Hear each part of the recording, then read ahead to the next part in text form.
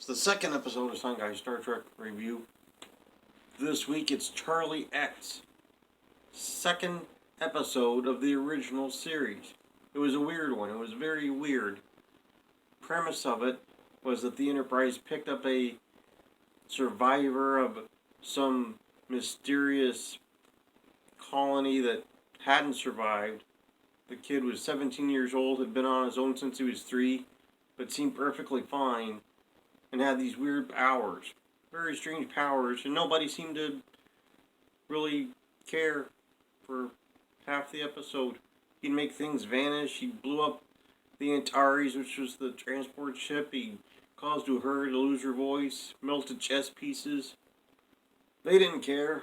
They didn't think anything strange was going on. They just said, well, maybe he's from Thalos, the planet where he was on. Maybe he's one of those people. And then they just kind of dropped it and never went back to it because they kept that really vague. They never explained what powers the Thalassians had. Didn't explain what they were, where they came from. Just made it extremely vague. And poor Charlie, he just kept getting more and more dangerous. And finally they were like, well, oops, maybe we should have paid attention. And they started making people vanish and breaking people's legs and doing all kinds of stuff. But Captain Kirk had this brilliant plan. He said, maybe if we push random buttons, he can't use his power. So they did that. Just pushed random buttons. For like a foot worth of the ship. Just random buttons. Captain Kirk said, push every button on the ship. Which probably would have self-destructed the ship, because the self-destruct would have been on that. But then they only got like a foot before Charlie was like, oh no, you've pushed random buttons. I have no power over you now. It was very strange. And then the people from this planet Thalos came and they dropped off Yeoman Rand in her nightgown and said, sorry, we'll take him with us. And Captain Kirk made a half-hearted, oh no, he's one of our people, but take him anyway. And they took him away. Very strange episode. They kept things very vague. Didn't explain a whole lot. It wasn't a bad episode, it was just very strange. Some of the interesting things to note, it was a Thanksgiving episode, ironically enough. This being the week of Thanksgiving as I record it, they mentioned Thanksgiving.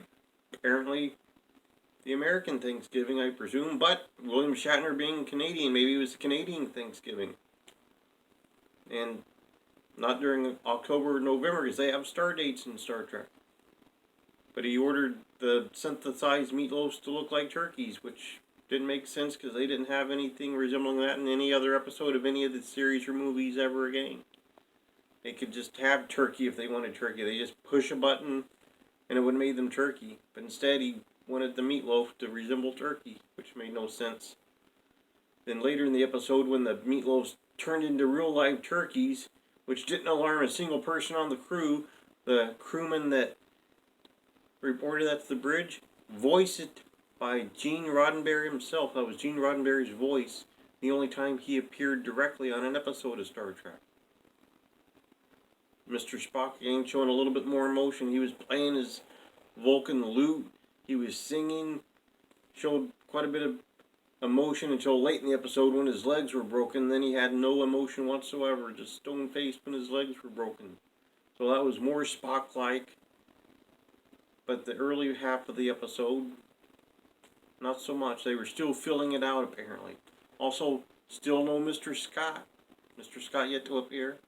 Mr. Sulu had a quick line. He was not seen in the episode, but you could hear him for one line in the episode. So they were still filling out the character development at that point, I'm sure. Uhura had a big role, one of her largest roles in any episode. She was in the episode quite a bit. First time we had singing from Lieutenant Uhura, won't be the last.